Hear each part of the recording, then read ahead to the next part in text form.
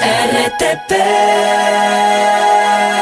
Ya nos acompaña por vía telemática el entrevistado de este último segmento de hoy. Él es Juan Sebastián Naranjo, economista y actuario, y con él hablaremos de la seguridad social, de la policía y de las Fuerzas Armadas, del sistema de seguridad social en general, que como siempre está, si no en crisis, por lo menos en una situación financiera complicada. Juan Sebastián. Terapia intensiva. Sí, en terapia intensiva.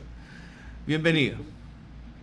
Buenos días, un saludo a ustedes, a los radioescuchas, y qué placer como actuario el poder conversar sobre las grandes reformas que se tienen que hacer con los sistemas de pensiones. La pregunta es, ¿por qué se debate la necesidad de reformar los sistemas de pensiones, no? ¿Cuál es la necesidad de que se tenga que topar los sistemas de pensiones? ¿Por qué se habla de que son insostenibles? Uno es por tal vez los riesgos operacionales, ¿no? Que no son los óptimos, pero sobre todo es por la realidad no solo nacional, sino mundial.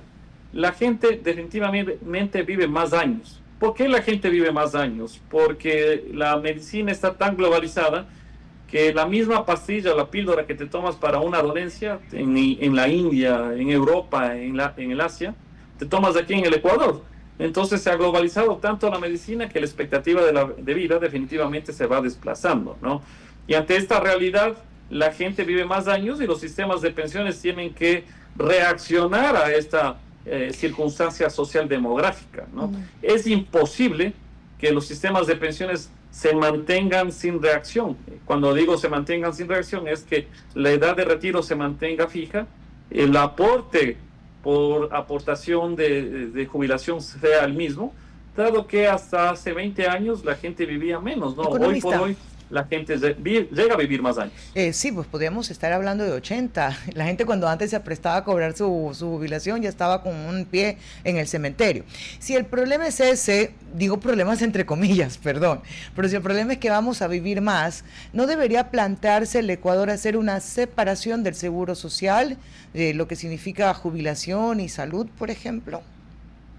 Bueno, solo acotando el último tema, inclusive en la revista Mafre de Europa, se habla que ya estaría entre nosotros el niño que viva más de 100 años.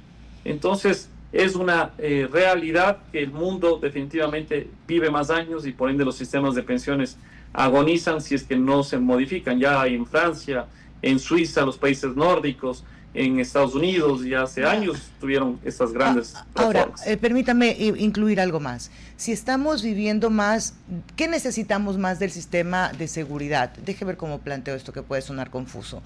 ¿Qué nos cuesta más en esta extensión de tiempo de vida? ¿La jubilación que te dan, tu cuota mensual, o la asistencia médica? Mire, ¿qué pasa? Que dos realidades. Uno, por ejemplo, tú antes te jubilabas a los 60 años y en promedio vivías hasta los 78 años, ¿sí? Cosa que hasta hace una generación era muy común esos ratios de edad. Hoy por hoy, si te jubilas a los 60 años, en promedio vives 85, 83 años.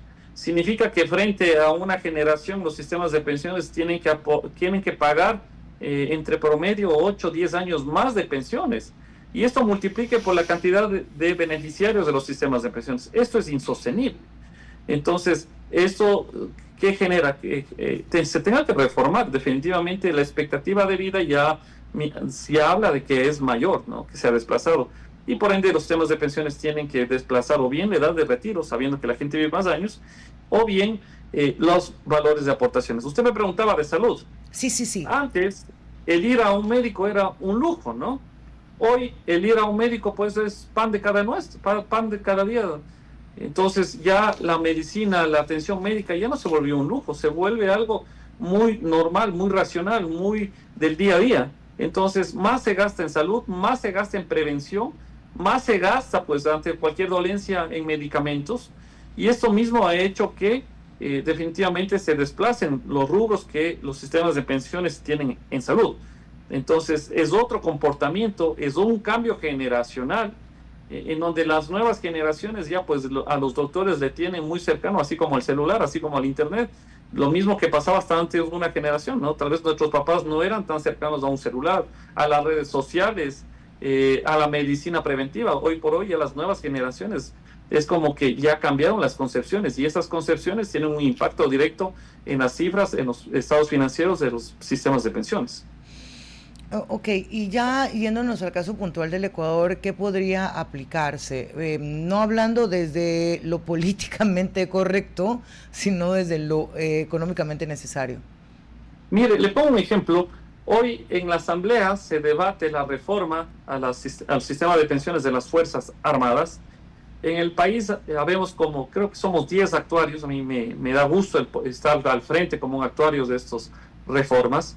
Por ejemplo, los señores militares a los 20 años ya se retiraban, ¿no?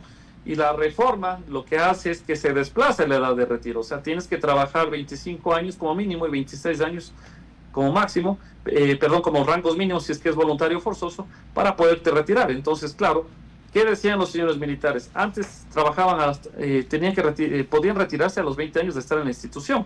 Entonces, si es que tú entrabas a la institución teniendo 20 años, aportabas 20 años, pues a los 40 ya te podías retirar. Si es que regresamos a ver a la sociedad civil, pues es una edad buena, ¿no? 40 años todavía uno todavía es joven. ¿Qué pasa? En la reforma se desplaza hasta los 25 y 26 años. Y pues ha habido muchas críticas, ¿no? Porque nadie quiere renunciar a esta calidad de retiro de los 20 años. Entonces, este tipo de respuestas son las reformas que traen el regresar a ver la realidad demográfica social del país. Entonces, los señores militares hoy, de forma forzosa o voluntaria, trabajarán 25 o 26 años para poder retirarse. Pero considerando que los seguros sociales son una pirámide especial, ¿no? En algún momento siempre entran en crisis, cuando no tienes una base amplia que te sostenga. O sea, eventualmente, si se hacen ajustes, nos volvemos a encontrar con el mismo problema par de años luego. Bueno, no necesariamente, okay. ¿no? ¿Por qué? Porque supóngase en las Fuerzas Armadas son 42,000 aportantes, ¿no? Tienes un techo. Entonces, bueno, ese diagnóstico puede ser que se aplique hacia los sistemas de pensiones de la sociedad civil, como es el IES, porque ahí mucho depende de la gente que está afiliada. En años de crisis hay despidos, pues disminuye la gente que está afiliada, ¿no? Y aumenta la gente que es parte de la economía informal. Pongamos cifras. En el Ecuador, 8.500.000 ecuatorianos son parte de la población económicamente activa. Sí. De aquellos 3.800.000 apenas están afiliados.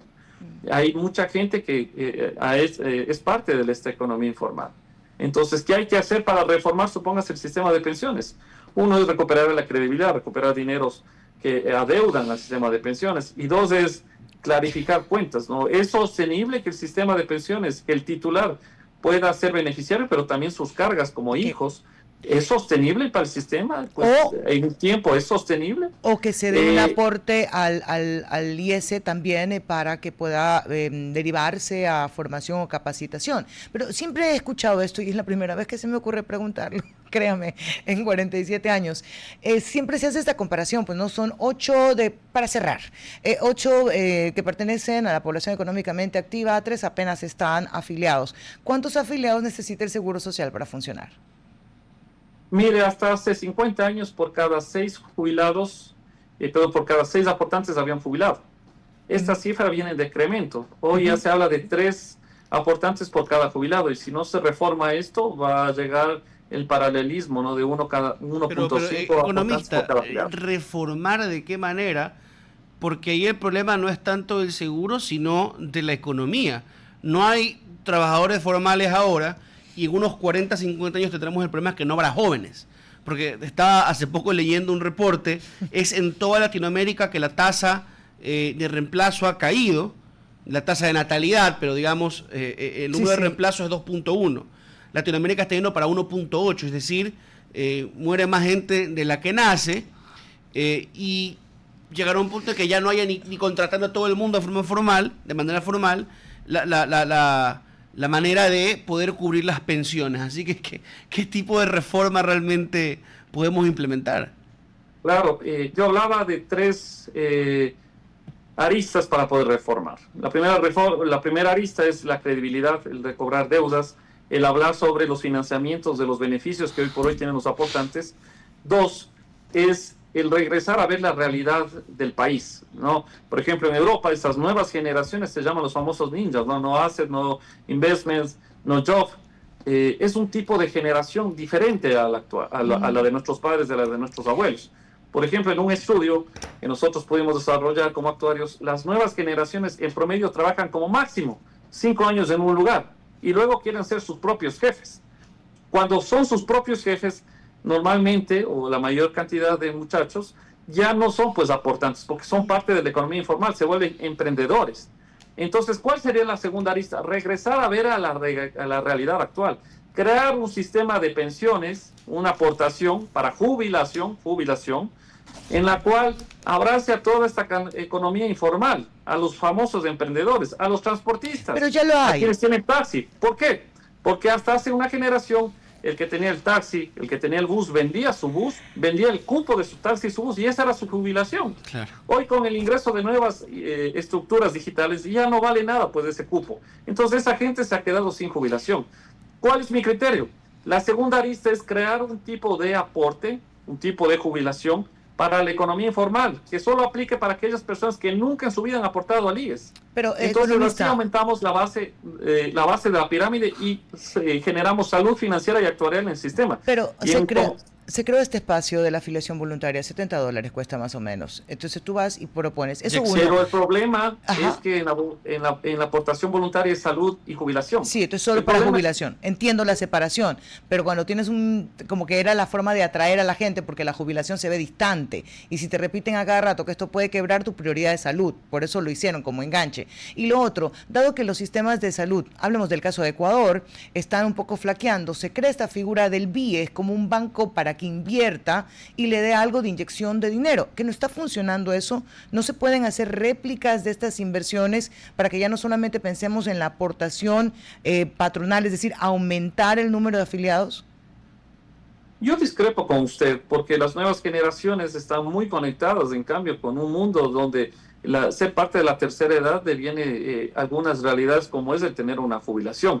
Tal vez para nuestros padres y nuestros abuelos la jubilación era algo muy ajeno, ¿no? De la misma manera como el tener un seguro.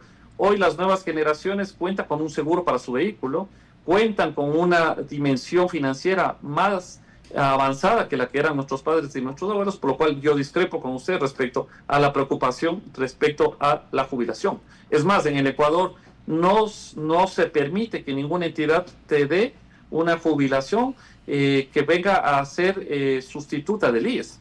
Por eso yo le digo que eso yo discrepo con usted. El crear un tipo de aporte que devenga o genere jubilación a toda esa economía informal, de esos 3.800.000 y a esos 8.500.000 la diferencia, pues eso es interesante. El tema de salud, hay mucha falta de credibilidad respecto a salud. Y hoy por hoy hay estas compañías de medicina prepagada que inclusive generan coberturas por aportes de $18 mensuales. Entonces hay que dejarle al que es bueno en lo que es bueno, pues, y el Instituto Ecuatoriano de Seguridad Social, yo creo que hay que aumentar la cantidad de aportantes respecto a jubilación, que creo que es un gran problema del Ecuador, dado que cada vez la población se envejece más, la gente vive más, pues, y queremos que el sistema de pensiones tenga una salud financiera y actuarial, pues yo creo que hay que solucionar el problema central, que es la cantidad de aportantes, ¿no? 9:29, economista, nos deja pensando en algunas cosas. Yo me quedo con esto, ¿no? Una campaña para que la gente tenga acceso a la jubilación y aporte voluntariamente solamente al fondo de pensiones. Igual correría el riesgo de ser, digamos, abandonada en el tiempo por los políticos, o que la gente en su precariedad en el tiempo deje de aportar y quiera retirar sus fondos, algo que pasa en sistemas privados como el de Chile, creo, ¿no? Que la gente mete y luego quiere retirar por sus necesidades. Hay retos, pero, economistas, si no los enfrentamos con los planteamientos que usted nos da, pues no vamos a encontrar ninguna solución. Una buena mañana para usted. Muchas gracias, y pues estos temas son apasionantes y de mucho debate. Creo que frente a quedarse con los brazos cruzados y ver cómo un sistema pierde sostenibilidad en el tiempo, creo que es momento de generar reacción y hacer algo por el país y sobre todo para las futuras generaciones. Así que muchas gracias, y que las decisiones que se tomen sean con sabiduría, y que Dios bendiga al Ecuador. Gracias. Amén, que Dios bendiga el Ecuador. Y hablando yo amo de cuando la divino, gente dice no discrepo, cuando la gente dice discrepo, porque me parece súper productivo. Así es. Claro que sí. Es parte de la honestidad que debe haber en un debate. RTP